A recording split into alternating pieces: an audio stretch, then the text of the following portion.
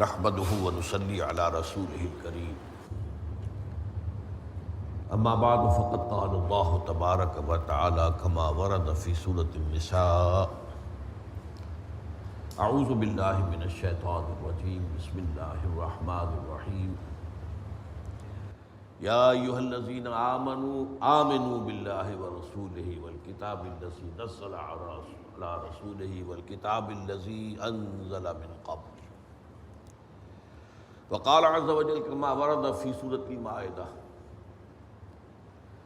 ليس على الذين آمنوا وعملوا الصالحات جناح فيما طعموا إذا ما اتقوا وآمنوا وعملوا الصالحات ثم اتقوا وآمنوا ثم اتقوا وأحسنوا والله يحب المحسنين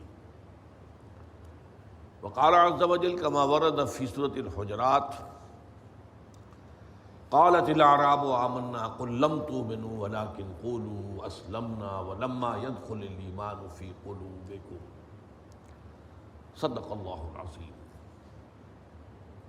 وعن عمر بن الخطاب رضی اللہ تعالی عنہ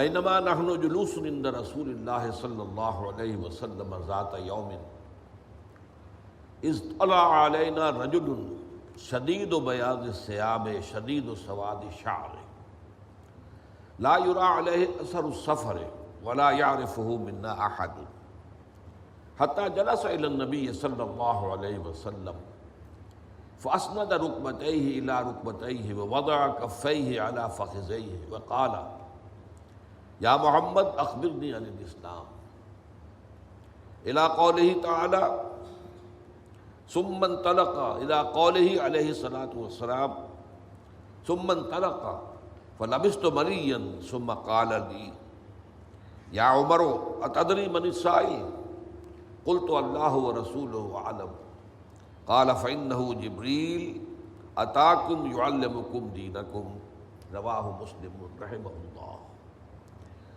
رب اشرح لي صدري ويسر لي أمري واحلل عقدة من لساني يفقهوا قولي. اللهم ربنا الہمنا رشدنا واعذنا من شرور انفسنا اللهم ارنا الحق حقا وارزقنا اتباعه وارنا الباطل باطلا وارزقنا اجتنابه آمین یا رب العالمین. آج ہم اللہ کے نام سے حدیث جبرائیل کا مطالعہ شروع کر رہے ہیں. اس حدیث کے بارے میں پہلے آپ کو بتا چکا ہوں کہ اسے ام السنہ قرار دیا گیا. ام السنہ، سنت کی جڑ، سنت کی بنیاد. جیسے سورہ فاتحہ کو کہا گیا ہے ام القرآن، قرآن مجید کی جڑ اور بنیاد. اس حدیث کی عظمت کو عہد حاضر میں دو اشخاص نے پورے طور سے پہچانا ہے، اور وہ دونوں غالباً اب تک اسلام نہیں لائے ہیں.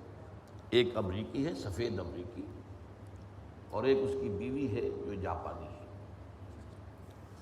امریکی کا نام، کتاب کا انہوں نے 250-300 صفحے پر مشتمل کتاب لکھی ہے اس حدیث میں. اس قدر گہرا مطالعہ کیا ہے. جو امریکی ہے مصنف، اس کا نام ہے ولیم سی چٹک، اور اس کی بیوی ہے جاپانی مراٹا. ان دونوں نے مل کر کو آتھر کیا ہے اس کتاب کو، ویژن آف اسلام. ہمارے ہاں بھی یہ کتاب شائع کی ہے، سہیل اکیڈمی نے، وہ بازار میں مل جاتی ہے. جن کا شوق ہو علمی وہ اس کتاب کو حاصل کر کے پڑھے. بہرحال ان کے بارے میں ابھی تک اطلاع نہیں ہے کہ انہوں نے اسلام کے قبول کرنے کا اعلان کیا ہو، لیکن میں سمجھتا ہوں کہ ذہن اور قلب وہ مسلمان ہیں، اگرچہ انہوں نے ابھی نہ کیا. اور ہو سکتا ہے کہ اس اثنا میں ہماری معلومات کا دائرہ جو ہے ابھی وہاں تک نہ ہو اور انہوں نے قبول اسلام کا اعلان کر دیا ہو، واللہ عالم. یہ حدیث جو ہے یہ احادیث کے 5 کتابوں میں مجموعہ میں شامل ہے، اور 5 صحابہ سے مروی ہے. ان میں جو متفق علیہ روایت ہے وہ حضرت ابو ہریرہ رضی اللہ تعالی عنہ سے ہے، لیکن جو مقبول ترین روایت ہے وہ ہے جس کا ابتدائی حصہ اور آخری حصہ میں نے ابھی آپ کو پڑھ کر سنایا ہے. اس کے راوی حضرت عمر ہیں رضی اللہ تعالی عنہ، اور یہ مسلم شریف میں ہے۔ اس کے علاوہ حضرت عبداللہ ابن عباس رضی اللہ تعالی عنہما سے یہ مسند احمد میں مروی ہے رحمہ اللہ۔ حضرت عبداللہ ابن عمر رضی اللہ تعالی عنہما سے 4 طرق سے مروی ہے۔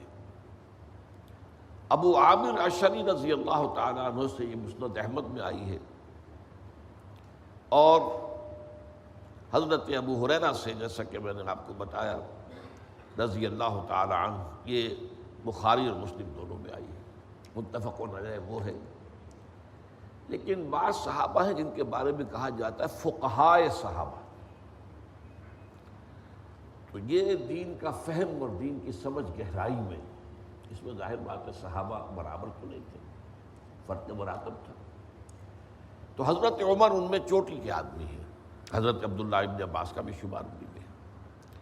اس لیے ان 2 حدیثوں کو زیادہ اہمیت دی گئی، اور سب سے زیادہ جو میں نے آپ سے عرض کیا کہ مقبول ترین جو ہے وہ حضرت عمر سے مروی روایت ہے۔ اس میں اتفاق ہے کہ حضور صلی اللہ علیہ وسلم کی حیات دنیاوی کے تقریباً آخری ایام میں یہ واقعہ پیش آیا ہے جو اس حدیث میں بیان ہو رہا ہے۔ فتح الباری اور عمدۃ القاری ان دونوں نے یہ کہا ہے کہ یہ آخری دنوں کا واقعہ ہے۔ اس حدیث کا ہمارے علماء میں سے مولانا بدر عالم میرٹھ ہی رحمۃ اللہ علیہ، مہاجر مدنی، ان کا پھر انتقال مدینہ منورہ میں ہوا ہے، ان کی کتاب ترجمان السنہ، اس میں تفصیل کے ساتھ یہ طرق جو میں نے بیان کیے ہیں، فلاں صحابی سے راوی ہے فلاں کتاب میں، اس کا متن کیا ہے، فلاں صحابی سے روایت ہے فلاں کتاب میں، اس کا متن کیا ہے، تو اس کی تفصیلات وہاں سے معلوم ہو جائیں گی۔ اب اس میں جو ایک واقعہ بیان ہوا ہے، اس واقعے کو سب سے پہلے میں آپ کو بتا دینا چاہتا ہوں، اور اس میں اصل بنیاد تو ہماری یہی روایت حضرت عمر ہوگی رضی اللہ تعالیٰ عنہ، لیکن واقعے کی تفصیلات کے ضمن میں جو کچھ مزید پہلو جو ہیں دوسری روایتوں میں آئے ہیں وہ بھی میں آپ کو ساتھ ہی بتاؤں گا۔ اس میں یقیناً متن کے الفاظ میں بھی کچھ فرق ہے، لیکن زیادہ جو ہے واقعاتی تفاصیل میں جو ہے وہ فرق زیادہ ہے۔ اور یہ میں نے جو پہلی تقریر کی تھی، تعارفی تقریر یا ابتدائی تقریر، یہ تمہیدی تقریر، اس میں آپ کو بتا دیا تھا کہ قرآن مجید میں اور حدیث میں یہ بہت بڑا بنیادی فرق ہے۔ قرآن وحی جلی پر مبنی ہے، وحی جلی پر مشتمل ہے، اور وہ باللفظ ہے، وربل ریولیشن ہے، الفاظ اللہ کے۔ لیکن حدیث نبوی بھی اگرچہ وحی پر مبنی ہے، اس کو وحی خفی کہتے ہیں، لیکن اس کے الفاظ متفق علیہ نہیں ہیں، محفوظ نہیں ہے، اس میں راویوں کے بیان میں لفظی طور پر فرق ہو جاتا ہے، کوئی ترتیب کے اندر بھی فرق ہو جاتا ہے۔ اور اس کی میں نے مثال دی تھی کہ ابھی آپ کوئی چند جملے کسی محفل میں بولیے، اور پھر تھوڑی دیر کے بعد اس محفل کے شرکاء سے پوچھیے میں نے کیا کہا تھا، تو اس تمام کے بیان کے اندر جو ہے کچھ نہ کچھ فرق ہوگا، تھوڑا تھوڑا فرق ہوگا۔ تو یہ حدیث جو ہے اپنے ایسنس کے اعتبار سے، اپنے ہدف اور مضمون کے اعتبار سے تو متفق علیہ ہے، کوئی شک نہیں، کوئی اختلاف نہیں، لیکن لفظی طور پر فرق موجود ہے، متن میں بھی اور واقعے کی تفصیلات میں بھی۔ اب یہ کہ یہ روایت عمر رضی اللہ تعالیٰ عنہ سے ہم اس کا ترجمہ کر رہے ہیں۔ حضرت عمر فرماتے ہیں رضی اللہ تعالیٰ عنہ، بینما نحن جلوس عند رسول اللہ ذات یومن، اسی اثناء میں کہ ایک دن ہم رسول اللہ صلی اللہ علیہ وسلم کے پاس بیٹھے ہوئے تھے، مجلس ہے، اب تصور سے دیکھیے یہ واقعہ کچھ ایسا ہے کہ آپ چشم تصور سے دیکھ سکتے ہیں اس واقعے کو، اور اس کو پڑھتے ہوئے تھوڑی دیر کے آپ اپنے آپ تھوڑی دیر کے لیے اپنے آپ کو اس ماحول کا جز سمجھیں۔ بینما نحن جلوس عند رسول اللہ صلی اللہ علیہ وسلم ذات یوم، اسی اثناء میں کہ ایک دن ہم بیٹھے ہوئے تھے نبی اکرم صلی اللہ علیہ وسلم کے پاس، اذ طلع علینا رجل شدید بیاض الثیاب شدید سواد الشعر، کہ اچانک ایک شخص نمودار ہوا، اس کے کپڑے انتہائی سفید، کوئی میل کے اثرات نہیں، کوئی گرد و غبار نہیں، اور وہ ان کے بال جو ہے وہ انتہائی سیاہ۔ اب اس میں ایک روایت میں ایک لفظ اور ہے، حسن الوجہ، نہایت خوبصورت، نہایت حسین انسان۔ اب ان کے بارے میں لوگوں نے سوچا یہ ہے کون؟ یہاں فرما رہے ہیں حضرت عمر لا یرا علیہ اثر السفر، نہ تو اس شخص پر کوئی سفر کے آثار تھے۔ اگر وہ باہر سے آ رہا ہوتا اور ابھی آ رہا ہوتا تو اس کے کپڑے کچھ گرد آلود ہوتے، کچھ بالوں کے اندر غبار ہوتا، یہ سب کچھ ہوتا۔ اثر السفر معلوم ہوا کہ یہ باہر سے نہیں آیا ہے۔ ولا یعرفہ منا احد، اور ہم میں سے کوئی اسے پہچانتا بھی نہیں تھا۔ اس میں ایک روایت میں اضافہ ہے فنظرنا بعضنا الی بعض، ہم نے ایک دوسرے کو دیکھا۔ آپ جانتے ہیں یہ اشاروں میں، حضور کی مجلس میں آواز سے نہیں، ایک دوسرے کو دیکھا، کچھ معلوم ہے۔ معلوم ہوا کہ پوری مجلس میں کوئی ان کا شناسہ نہیں تھا۔ اب اگر وہ پہلے سے کسی کے ہاں مہمان آیا ہوا ہوتا تو وہ مہمان جو ہے وہ اشارہ کر دیتا کہ ہاں میرے پاس سے آئے ہیں، میرے مہمان ہیں، اور براہ راست آئے ہوتے تو ان کے اوپر اثر ہونا چاہیے سفر کا، ان کے کپڑوں پر، ان کے بالوں پر۔ ایک روایت میں یہ ہے کہ ان کی داڑھی کے بال نہایت جو ہے سیاہ تھے، شعر کی بجائے، عام بالوں کی بجائے داڑھی۔ اس کی سبب سمجھ میں آ جاتا ہے کہ عام طور پر عرب اپنے سر کو تو ڈھانپے ہوئے ہوتا ہے، امامہ ہے، سر کے بال تو نظر نہیں آئے، داڑھی کے بال نظر آ رہے تھے کہ جو انتہائی سیاہ تھے۔ فجلس الی النبی، لیکن یہاں ایک تفسیر ایک اور روایت میں ہے، قال یا رسول اللہ آتیک، اس نے کہا اے اللہ کے رسول کیا میں حاضر ہو جاؤں؟ کیا مجھے اجازت ہے؟ میں آپ کے پاس آنا چاہتا ہوں۔ قال نعم، حضور نے فرمایا ہاں آؤ، بلکہ لوگوں سے کہا ادنہ، اسے قریب آنے دو۔ تو معلوم ہوتا ہے کہ مجمع جو ہے وہ چھٹ گیا ہوگا کہ راستہ بنا دیا جائے، حضور کا حکم ہے کہ اسے قریب آنے دو۔ تو وہ تیر کی طرح سیدھا آیا اور حضور کے سامنے جا کر بیٹھ گیا۔ فجلس الی النبی فاسند رکبتہ الی رکبتہ، اس نے اپنے دونوں گھٹنے حضور کے دونوں گھٹنوں سے ملا دیے، اتنا قرب۔ حضور بھی دو زانو تشریف فرما ہوں گے، وہ بھی دو زانو ہو گئے، اور ان کے دونوں کے گھٹنے جو ہے وہ ایک دوسرے کو مس کر رہے تھے۔ وَوَضَعَ كَفَّيْهِ عَلَى فَخِذَيْهِ، اور اس نے اپنی دونوں ہتھیلیاں، اب دو ترجمے ہو سکتے ہیں، اپنے رانوں پر رکھ لی، اپنے زانوؤں پر، یا حضور کے زانوؤں پر رکھ لی۔ فَخِذَيْهِ میں ضمیر جو ہے وہ دونوں کی طرف جا سکتی ہے، لیکن یہ کہ دوسری روایت میں وضاحت ہے کہ علی رکبتہ النبی صلی اللہ علیہ وسلم، اس نے اپنی دونوں ہتھیلیاں ٹکا دی حضور کے زانوؤں پر۔ وقال، اور کہا اس نے یا محمد، ایک روایت میں آتا ہے کہ اس نے کہا یا رسول اللہ اخبرنی عن الاسلام، مجھے اسلام کے بارے میں بتائیے۔ ایک روایت میں حدثنی عن الاسلام، یا حدثنی بالاسلام، بیان فرمائیے میرے لیے کہ اسلام کیا ہے۔ فقال رسول اللہ صلی اللہ علیہ وسلم، یہ مکالمہ میں ابھی صرف ترجمہ کر رہا ہوں، اس کی وضاحت بعد میں ہوگی، پہلے ترجمہ پڑھ لیں۔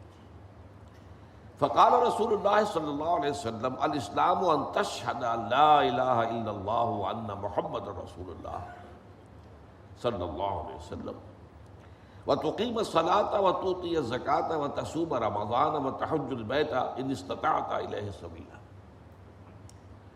حضور نے فرمایا اسلام یہ ہے کہ تو گواہی دے کہ اللہ کے سوا کوئی معبود نہیں، اور یہ کہ محمد صلی اللہ علیہ وسلم اللہ کے رسول ہے، اور نماز قائم کرے، زکوٰۃ ادا کرے، رمضان کے روزے رکھے، اور بیت اللہ کا حج کرے اگر تجھے استطاعت ہو سفر کی۔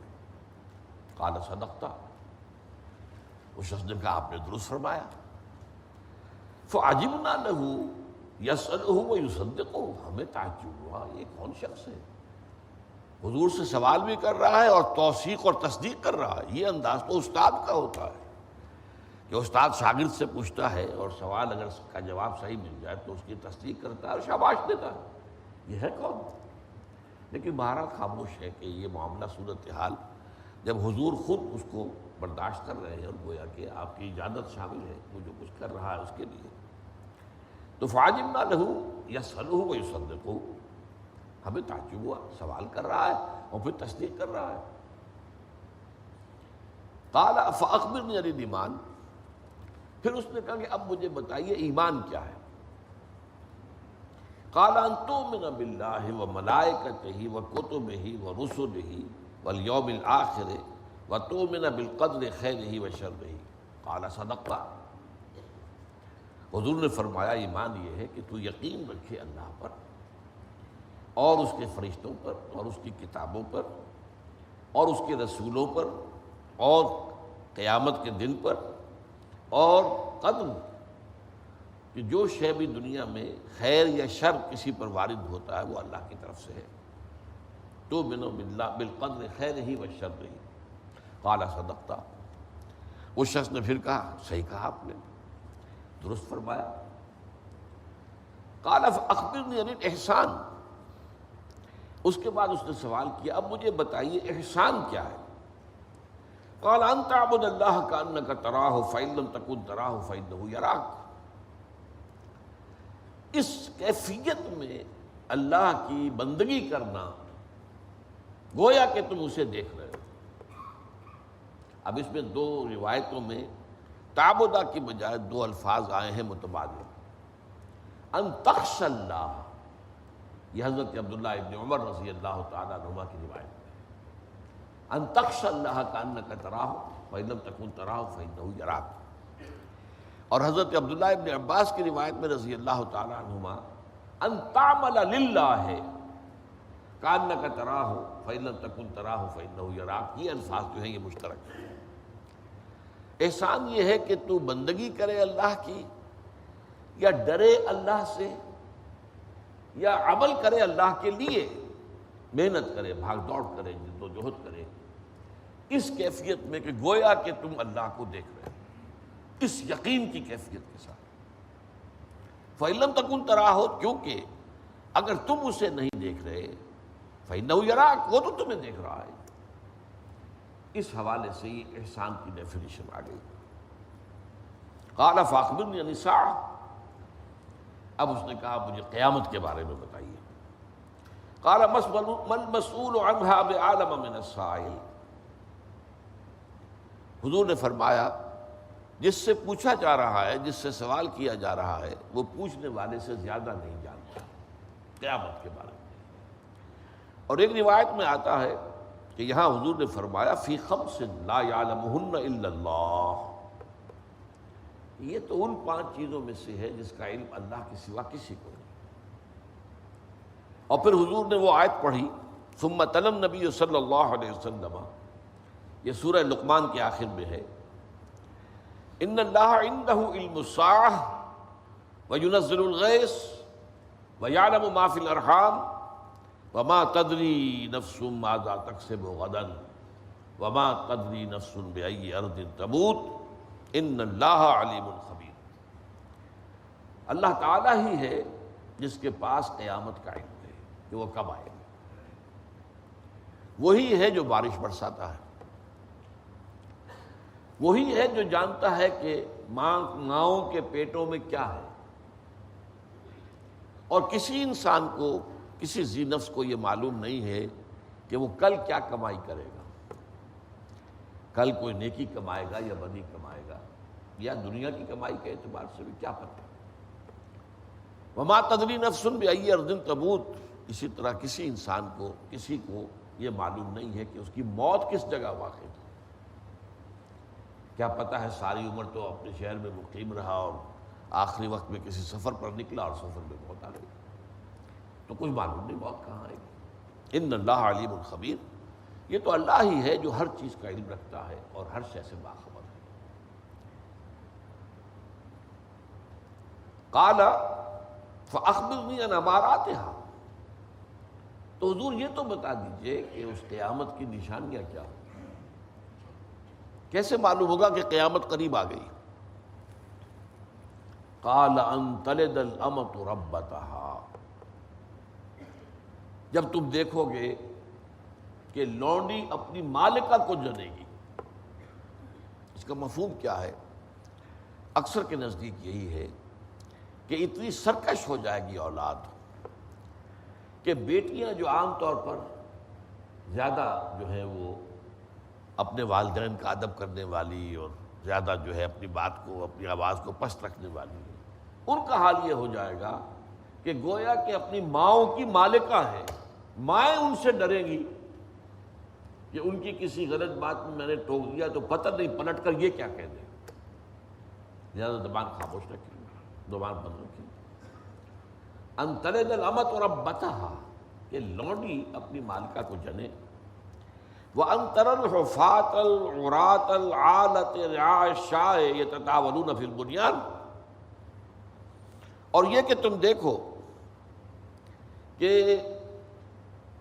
بھوکے، ننگے اور چرواہے، بکریوں کے چرانے والے، ننگے بدن ننگے پیر، وہ اونچی اونچی عمارتیں بنائیں، اس میں مقابلہ کریں۔ اب یہ صورتحال وہ ہے، نوٹ کر لیجئے کہ یہ دوسری جو ہے کیفیت، یہ آج عالم عرب میں 100% نظر آ رہی ہے۔ اس لیے کہ حضور سے پوچھا بھی گیا تھا، یہ حضرت ابن عباس رضی اللہ تعالی عنہما کی روایت میں اضافہ ہے۔ حضرت جبرائیل نے 5واں سوال کیا، یا رسول اللہ ہے وَمَنْ أَصْحَابُ الشَّاءِ الْحُفَاةُ الْجِعَاءُ الْعَالَةُ، یہ کون ہے جو بھوکے ننگے پاؤں اور بکریوں کے چرواہے؟ فرمایا العرب، وہ عرب ہوں گے۔ اور یہ منظر آج ہمارے سامنے ہے۔ دبئی کہاں سے کہاں پہنچا ہوا ہے۔ 100 سال پہلے ان کے پاس کھانے کو کچھ نہیں تھا، پہننے کو کپڑے نہیں ہوتے تھے، پاؤں میں جوتے نہیں ہوتے تھے۔ پورے عرب کا معاملہ بھی یہی تھا۔ یہ معاملہ جو ہے تو تقریباً 70-80 برس ہوئے ہیں کہ صورتحال بدلی ہے، جبکہ تیل دریافت ہوا اور تیل نکلنا شروع ہوا، لیکن اب کہاں تک پہنچ گیا ہے اس کا آپ اندازہ کیجیے۔ صحراؤں میں گل و گلزار۔ آپ اگر ابوظہبی کے ایئرپورٹ سے جائیں ابوظہبی شہر، تو درمیان میں آپ کو پورا ایسا نقشہ نظر آئے گا جس سے کہ یہ تو چمنزار ہے، اس لیے کہ سڑک کے دونوں طرف اونچے اونچے پشتے بنا دیے ہیں تاکہ اس سے آگے نگاہ نہ جائے۔ اس سے آگے نگاہ جائے گی تو صحرا نظر آئے گا، چٹیل، بنجر، لہذا نگاہ رہے گی انہی پشتوں کے اندر، اور اس میں ہر جگہ ہری بھری گھاس ہے، پھول کے پودے ہیں، اور نہایت خوبصورت منظر ہے۔ یہ آپ دبئی میں دیکھ لیجئے، یہ آپ ابوظہبی میں دیکھ لیجئے۔ ان کے کارنش جو ہیں، جو ساحلی سڑکیں ہیں، پورے امریکہ میں کہیں میں نے ایسا جو ہے آراستہ پیراستہ اور عالی شان اور خوبصورت میں نے کہیں کارنش جو ہے، کہیں جو ہے ساحلی سڑک ایسی نہیں دیکھی جیسے وہاں۔ اب جدہ کے اندر بھی یہی حال ہے۔ ریاض کا کیا حال ہے، جدہ کے کس حال میں ہے، اور دبئی میں سمجھتا ہوں کہ ان کے بعد جو ہے ابھرنا شروع ہوا، لیکن وہ سب سے آگے نکل گئے۔ 7 سٹار ہوٹل، یہ حال ہے اس عرب کا جس کے بارے میں فرمایا ان تر الحفاة العراة العالة رعاء الشاء يتطاولون فی البنیان۔ یتطاولون یہ باب تفاعل سے آیا ہے، ایک دوسرے کا مقابلہ کرنا۔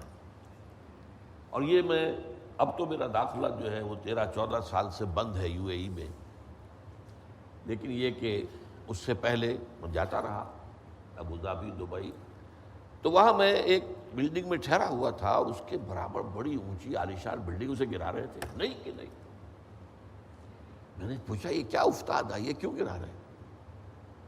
اس میں تو کوئی، ابھی تو یہ آبادی ہوا ہے شہر، کوئی پرانی عمارتیں تو یہ ہے نہیں۔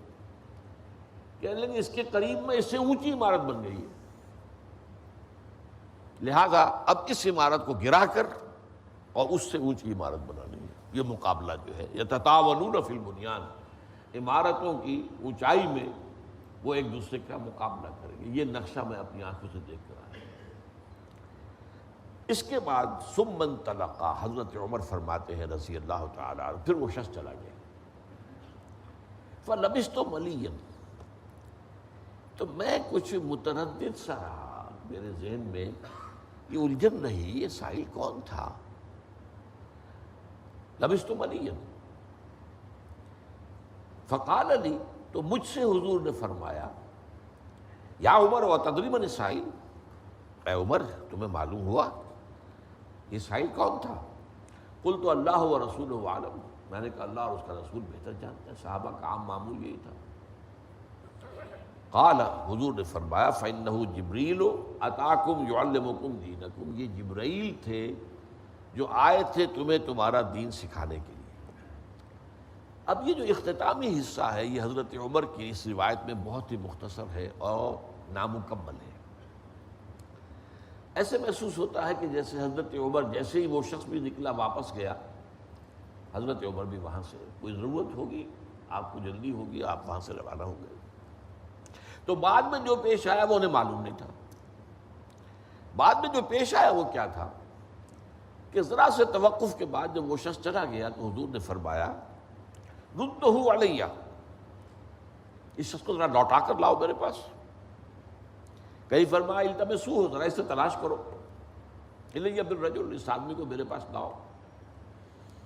فلم یروا شیئا، انہیں کچھ شے معلوم نہیں ملی، کہیں آدمی کا سراغ نہیں ملا، کہیں اس کے بارے میں کچھ معلومات حاصل نہیں ہوئی۔ زمین کھا گئی ہے، آسمان جو ہے اس نے نگل دیا ہے، کیا ہوا ہے کچھ پتہ نہیں چلا، کوئی سراغ نہیں۔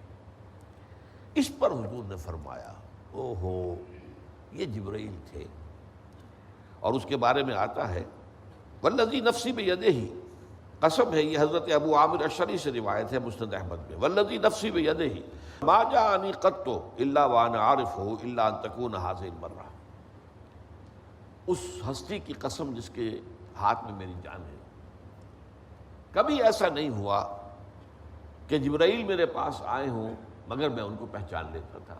یعنی حضرت جبرائیل ایک تو آتے تھے فرشتے کی اصل شکل میں، وہ تو غیر مرئی تھی، صرف آواز سنائی دیتی تھی، اور وہ بھی آواز بھی لفظی نہیں ہوتی تھی، بلکہ جیسے گھنٹیوں کی بنبناہٹ سی ہو، گھنٹیوں کے اندر جو آواز پڑ رہی ہوتی ہے، جیسے تار گھر میں کبھی گر گر گر یہ جو ہوتا تھا گٹ گر، لیکن اسی سے پھر میسج بنا لیا جاتا تھا، تو اس طرح کی آواز آتی تھی، اور اس کے ساتھ ہی وہ الفاظ کے ساتھ ہی مفہوم حضور کے قلب پر اتر جاتا تھا۔ تو وہی تو اس شکل میں آتی تھی، لیکن متعدد مواقع پر حضرت جبرائیل علیہ السلام انسانی شکل میں آئے، جس کا ایک واقعہ یہ ہے جو یہاں سامنے بیان آ گیا ہے۔ اور عام طور پر ایک نہایت خوبصورت صحابی تھے حضرت دحیہ کلبی رضی اللہ تعالیٰ، ان کی شکل میں آتے تھے، لیکن حضور پہچان جاتے تھے کہ یہ دحیہ نہیں ہے، یہ دحیہ کی شکل میں حضرت جبرائیل ہے۔ تو اس ہستی کی قسم جس کے ہاتھ میں میری جان ہے، میرے پاس کبھی نہیں آیا جبرائیل جبکہ میں نے اسے پہچان نہ لیا ہو، الا ہذہ المرہ، اس دفعہ کے سوا۔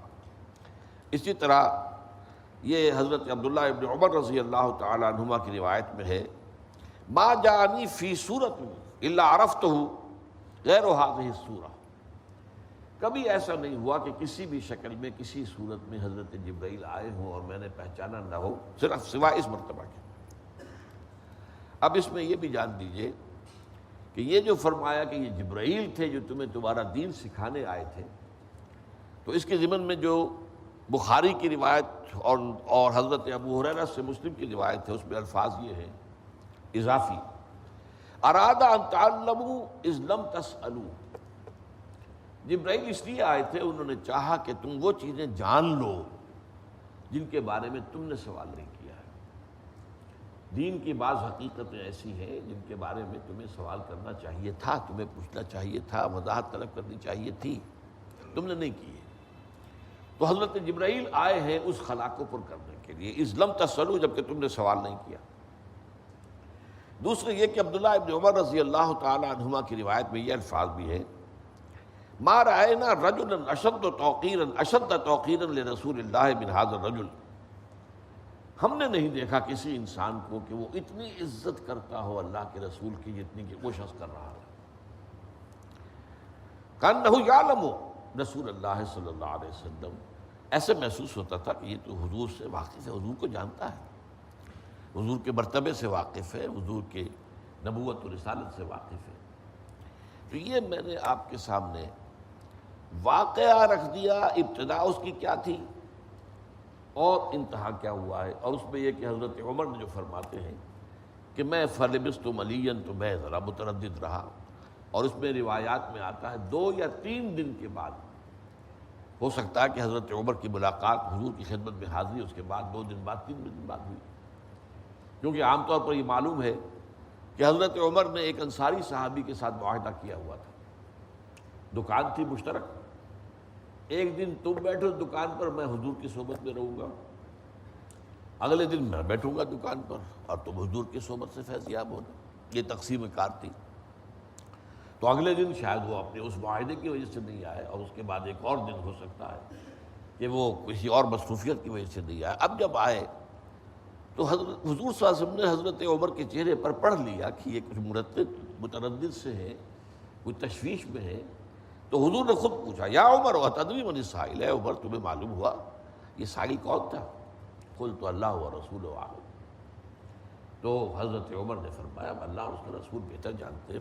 قال فإنہ جبریل اتاکم یعلمکم دینکم، یہ جبرائیل تھے جو آئے تھے تمہیں تمہارا دین سکھانے کے لیے، اور میں نے بتا دیا بخاری کی روایت میں یہ بھی ہے کہ اذ لم تسألوا، جب کہ تم نے سوال نہیں کیا۔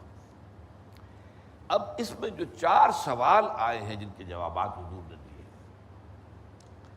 ان میں ایک بات نوٹ کیجئے، اہم ترین سوال پہلے 2 ہیں، ایمان کیا ہے، اسلام کیا ہے، اور روایات کے اندر بھی یہ اختلاف ہے۔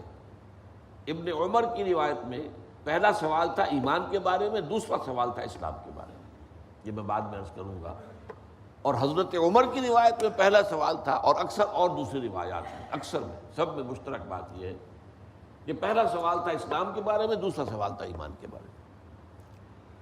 یہ جو اسلام اور ایمان کے ضمن میں سوال ہے، یہ انتہائی اہم سوال ہے، جس کی میں ابھی وضاحت کروں گا آپ کے سامنے۔ تیسرا سوال جو ہے وہ بھی بہت اہم ہے، وہ خاص طور پر روحانیت کے ضمن میں، جس کا موضوع ہمارے ہاں تصوف جو ہے، جس کا موضوع بن گیا ہے روحانیت، اس کے ضمن میں صحیح روش کیا ہونی چاہیے دین میں، اس کو بیان کیا گیا۔ اس لیے کہ ظاہر بات ہے کہ بعد میں دین میں جو خرابیاں پیدا ہوئی ہیں وہ 3 گوشوں سے ہوئی ہیں۔ حضرت عبداللہ ابن مبارک رحمۃ اللہ علیہ صحابی نہیں تھے، تابعی بھی نہیں تھے، تبع تابعی تھے، لیکن بہت نیک مجاہد انسان۔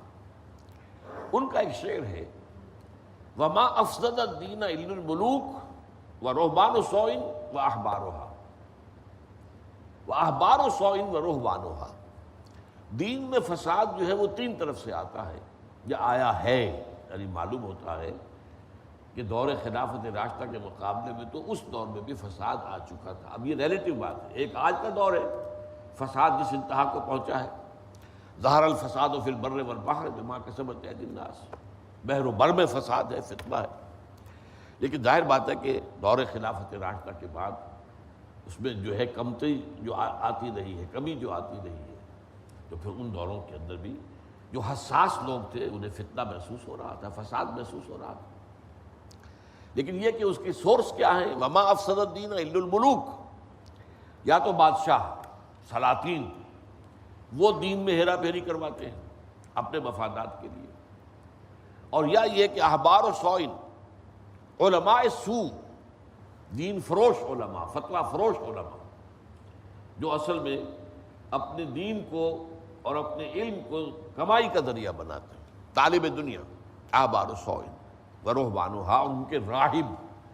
یہ رہبانیت جب آتی ہے تو یہ بھی دین کے اندر فتور اور فساد پیدا کرتی ہے۔ اسی کو علامہ اقبال نے اپنے ایک شعر میں کہا ہے، باقی نہ رہی تیری وہ آئینہ ضمیری، اے کشتہ ملائیو سلطانیو پیری، کہ اے مسلمان جو آج 3 طرف سے تجھے زخم لگے ہیں، کشتہ ہے تو، ان کا زخم خوردہ ہے، اس وہ 3 ہیں، ملائیو سلطانیو پیری۔ ایک تو یہ پروفیشنلزم، مذہبی پروفیشنلزم، ملا مذہبی پروفیشنل، اور سلطان بادشاہ، ملوکیت، اور پیری مریدی، اس کے جو بھی اس وقت حالات ہیں الا ماشاء اللہ۔ اور چوتھا سوال جو ہے، اگرچہ اس کی عملی اہمیت کوئی نہیں ہے، وہ علامات قیامت میں سے دو باتیں ایسی بتائی گئی ہیں کہ جو روز و روشن کی طرح آج ہمارے سامنے آ چکی ہیں، اس لیے کہ حضور نے خود فرمایا ہے انما بعثت انا بساطوں کا ہاتین، یہ دونوں انگلیاں آپ نے جوڑ دی صلی اللہ علیہ وسلم، مجھے جو بھیجا گیا ہے تو اس طرح سے کہ میرے اور قیامت کے درمیان اتنا قرب ہے جتنا ان دو انگلیوں میں ہے، کوئی بوجھ نہیں، کوئی فصل نہیں، میں آخری رسول تم آخری امت، اب قیامت آئے گی، کوئی اور نبی نہیں آئے گا، کوئی اور کتاب نہیں آئے گی، کوئی اور رسول نہیں آئے گا، کوئی اور امت جو ہے وہ اٹھے گی نہیں۔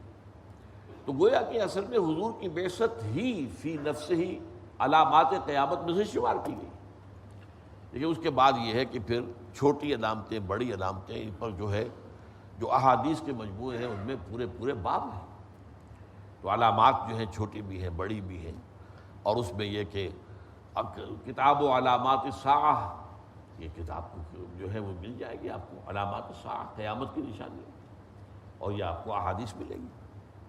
تو جیسا کہ میں نے عرض کیا کہ یہ دو حدیثیں جو ہیں، یہ دو جو علامات ہیں، یہ تو تمام و کمال ظاہر ہو چکے ہیں، اور رات کی سرکشی بالعموم، اور نمبر دو یہ کہ وہ جو عرب حضور نے وضاحت کر دی، جب پانچواں سوال کیا ہے حضرت جبرائیل نے، یہ جو آپ نے جن کو کہا ہے اصحاب الشاء والحفاۃ والجیاع والآلۃ، یہ بھوکے ننگے اور بکریوں کو چرانے والے ننگے پاؤں، یہ کون ہوں گے؟ فرمایا عرب، اور وہ عرب کے اندر آپ کو نظر آ رہا ہے، جزیرہ نما عرب کا مشرقی ساحل دیکھ لیجئے، اس کا مغربی ساحل دیکھ لیجئے، جنوبی ساحل کے ساتھ صحرا ہے، وہاں آبادی اور وہ ہے ہی نہیں، وہ تو جو علاقہ ہے وہ بہرحال اسے الربع الخالی کہتے ہیں، یہ خالی ہے، وہاں نہ کوئی انسان ہے نہ کوئی نباتات ہیں، اس میں تو ایسا ریت بھی ایسی ہے کہ جس پر کوئی شے ٹھہر ہی نہیں سکتی، وہ سیدھی نیچے جاتی، ریت ایسی نہیں ہے جیسی ریت کے اوپر اونٹ چل رہا ہے، انسان چل رہے ہیں، تھوڑا سا پاؤں دھستا ہے، لیکن بس اتنا ہی ہے کہ تھوڑا آپ کو تکلیف ہو جائے گی پاؤں ذرا نکال کر چلنے میں، لیکن اس میں آپ دھستے تو نہیں چلے جائیں گے۔ البتہ دوسرے صحراؤں میں بھی کوئک سینڈز کہلاتے ہیں، ایسی جگہیں ہوتی ہیں جہاں پر کہ وہ ریت جو ہے مسلسل اندر جا رہی ہے، اور کہیں اس میں کسی کا پاؤں پڑ گیا تو وہ گیا، جیسے دلدل میں گیا ایسے اس کوئک سینڈ کے اندر بھی اس سے پھر بچنا نکلنا ممکن نہیں، کتنا ہی زور لگا لیجیے کھینچ لیجیے اس آدمی کو آپ کھینچ نہیں سکتے۔ لیکن خاص طور پر یہ جو پورا صحرا ہے ربع الخالی، یہ تو در ہے، اور یہ ہے اصل میں مسکن قوم عاد کا، قوم عاد کی زبردست تہذیب تھی، بہت بڑی زبردست قوم تھی یہ، انہی میں شداد تھا جس نے کہ اپنی جنت بنائی تھی، اور اب وہ شداد کا شہر بھی نظر آ گیا، کیونکہ اب تو وہ ذرائع ہیں جو زمین کے نیچے آپ دیکھتے ہیں، وہ زمین کے اندر اسی ریت کے نیچے جو ہے وہ دبا ہوا شہر موجود ہے، اس کو دیکھ لیا گیا ہے، شداد کی جنت، اس میں بڑے بڑے ستون جو ہیں، بڑی مضبوط فصیل اور فصیل کے اوپر کھڑے ہوئے جو ستون تھے، یہ جس کو کہا گیا ہے قرآن مجید نے کہ ذات العماد، ارم ذات العماد التي لم يخلق مثلها في البلاد، تو یہ جو ہے یہ صورتحال جو ہے عرب کا مشرقی ساحل ہے اور عرب کا مغربی ساحل ہے، اس پہ آپ کو نظر آ جائے گا۔ اب میں آتا ہوں کہ جو دو اہم ترین سوال ہیں ان کا اصل میں اہمیت کا پس منظر کیا ہے، ان میں گفتگو تفصیل سے ہوگی۔ دیکھیے اصل مسئلہ یہ ہے کہ قرآن مجید میں کچھ الجھن ہو جاتی ہے پڑھنے والے کو، عام پڑھنے والے کو، ایمان اور اسلام اکثر و بیشتر مترادف الفاظ کے طور پر آئے، مسلم کو مومن کہہ لیں، مومن کو مسلم کہہ لیں، فرق واقع نہیں ہوتا، مترادف ہے۔ وہ جو انگریزی میں کہتے ہیں کہ call the rose by any name it will smell as sweet، جو اللہ تعالیٰ کا فرما بردار بھی ہے اور اس کے دل میں ایمان اور یقین بھی ہے تو آپ مومن کہہ دیں یا مسلم کہہ دیں، کیا فرق واقع ہوگا؟ تو اس اعتبار سے اکثر و بیشتر مقامات پر قرآن مجید میں ایمان اور اسلام کے الفاظ مترادف کے طور پر آئے، لیکن ایک مقام جو میں نے ابتدا میں تلاوت کی آیت سورہ حجرات کی ایسا ہے اور بڑا کلیئر، وہاں ایمان بمقابلہ اسلام ایک دوسرے کی ضد اور نفی بھی مؤکد ہے۔ قالت الاعراب آمنا قل لم تؤمنوا ولكن قولوا اسلمنا ولما يدخل الايمان في قلوبكم، یہ بدو دعویٰ کر رہے ہیں کہ ہم ایمان لے آئے، اے نبی ان سے کہہ دیجئے تم ہرگز ایمان نہیں لائے، لم تؤمنوا ہے یہ، ما آمنتم نہیں ہے، ماضی پر اگر ماں لگے گا تو اس کی بھی نفی ہو جائے گی، لیکن اس میں وہ شدت نہیں ہوگی، وہ تاکید نہیں ہوگی۔ فعل مضارع سے پہلے لم لگایا جائے تو اس کے اندر انتہا، ہرگز، میں اس کا ترجمہ کر رہا ہوں، تو ہرگز مومن نہیں ہو، ولیکن قولوا اسلمنا، لیکن یہ کہہ سکتے ہو کہ ہم اسلام لے آئے۔ وَلَمَّا يَدْخُلِ الْإِيمَانُ فِي قُلُوبِكُمْ، ابھی تک ایمان تمہارے دلوں میں داخل نہیں ہوا۔ اب یہ ایک تضاد کسی شکل ہے، ایمان اور اسلام یہ مترادف ہیں یا ایک دوسرے کی ضد ہے، ایک دوسرے کے مقابلے میں ہے، کہ اسلام تسلیم کیا جا رہا ہے اور ایمان کی پرزور نفی کی جا رہی ہے، تم ہرگز ایمان نہیں لائے۔ اس طرح کی اصل میں کچھ اور الفاظ اور اصطلاحات بھی ہیں جن کے بارے میں علماء نے ایک اصول بنایا ہے، اذا تفرقا اجتماع واذا اجتماع تفرقا، جب یہ علیحدہ علیحدہ الفاظ آئیں گے تو ان کا مفہوم جو ہے وہ ایک ہی ہوگا۔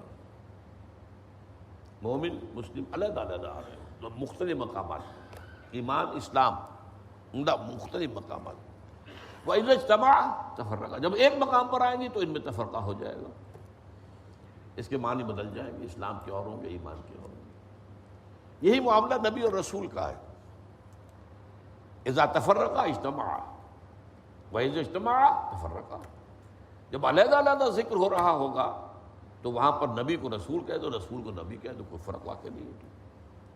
لیکن جہاں ایک جگہ مقابلے میں آئے گا تو نبی اور رسول کا فرق واضح ہو جائے گا۔ تو پہلی بات تو یہ ہے کہ اس سے جو ایک الجھن پیدا ہو رہی تھی اس کا حل جو ہے وہ مطلوب تھا۔ نمبر 2، احادیث نبویہ میں ایسی حدیثیں موجود ہیں کہ جن سے انسان کے عمل پر اس کے ایمان کی نفی کی گئی۔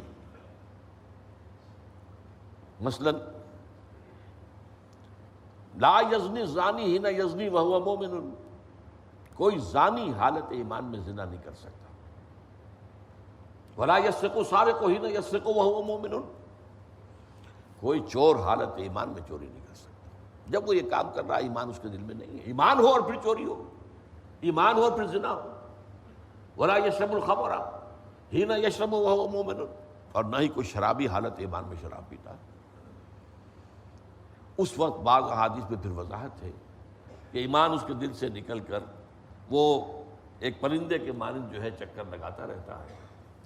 تو ایک منطقی بات تو یہ ہونی چاہیے کہ توبہ کرے تو واپس آئے، لیکن علماء کا اس میں ایک اتفاق ہے تقریباً کہ اس عمل سے فارغ ہو جاتا ہے تو پھر ایمان اس کے دل میں آ جاتا ہے۔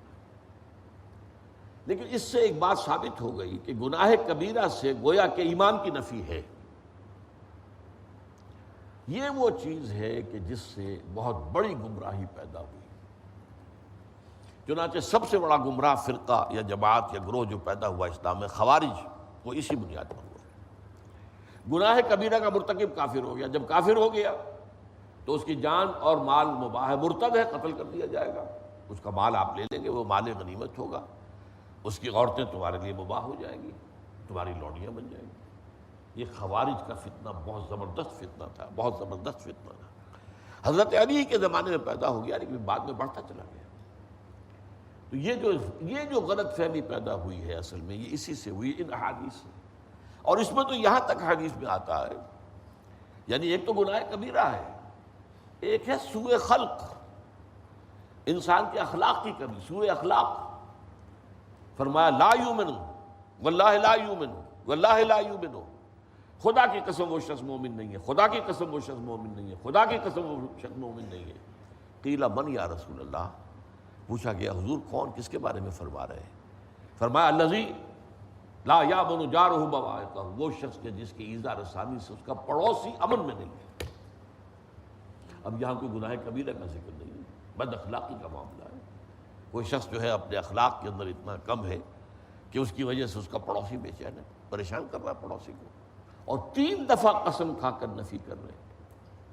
تو ان احادیث کے ساتھ بھی جو معاملہ ہوا ہے اس میں بھی وضاحت کی ضرورت تھی کہ در حقیقت ایمان کی نفی کے معنی لازماً کفر نہیں ہے، بلکہ کفر اور ایمان کے مابین ایک ہے راستہ، وہ اسلام کا ہے، وہ مسلمان شمار ہوگا، چوری کرتے ہوئے بھی مسلمان ہے، اور وہ شراب پیتے ہوئے بھی مسلمان ہے، زنا کرتے ہوئے بھی مسلمان ہے، عین اسی حالت میں اگر جان نکل جائے تو نماز جنازہ تو پڑھی جائے گی، اگرچہ یہ ہے کہ اس کے اوپر اگر وہ اس کا جرم ثابت ہو جائے تو حد جاری کی جائے گی، سزا اسے ملے گی۔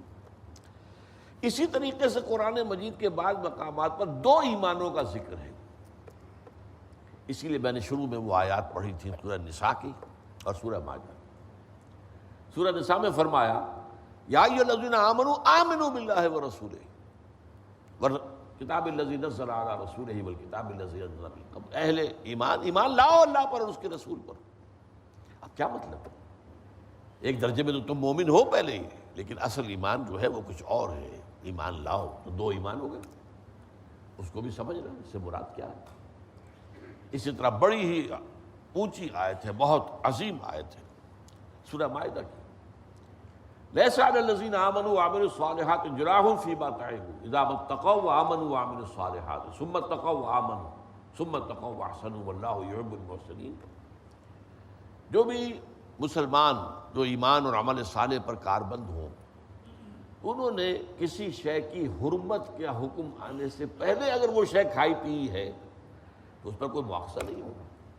یہ تشویش پیدا ہو گئی تھی صحابہ کو جب شراب کا آخری حکم آیا حرمت کا، کہ ہمیں تو پیتے ہوئے 50 سال ہو گئے پیتے ہوئے، عرب میں تو پینے کی شے اصل میں شراب ہی تھی، جیسے مغرب میں آج ہے ہوٹل میں جا کر آپ کو پانی نہیں ملے گا، وہ تو شراب جتنی چاہ بنے۔ تو ہمارے تو ایک یوں سمجھیے کہ جدید اصطلاح میں کہیں گے ایک سیل کے اندر جو ہے وہ شراب کا زہر جو ہے اور شراب کی نجاست وہ پہنچی ہوئی ہے۔ اور میں نہیں، اس کے آخری حکم سے، پروہیبیشن کے آخری حکم آنے سے پہلے اگر پی گئی ہے کوئی پرواہ نہیں۔ اب یہاں پھر 3 درجے آئے، اذا ما اتقوا وآمنوا وعملوا الصالحات، جبکہ وہ ایمان لائے ہیں اور نیک عمل کر رہے ہیں، ثم اتقوا، پھر اور تقوی آیا، وآمنوا، اور ایمان لائے، اب ایک ایمان وہ اور دوسرا ایمان یہ، ثم اتقوا واحسنوا، اور اس کے بعد مزید تقوی اور اس سے درجہ احسان پر فائز ہو گئے۔ یہ میں نے آپ کے سامنے چند مسائل رکھے ہیں جن کا حل ان سوالات کے جو جوابات حضور نے دیے ان میں موجود ہے۔ بارک اللہ لی و لکم فی القرآن العظیم ونفعنی وإیاکم بالآیات والذکر الحکیم۔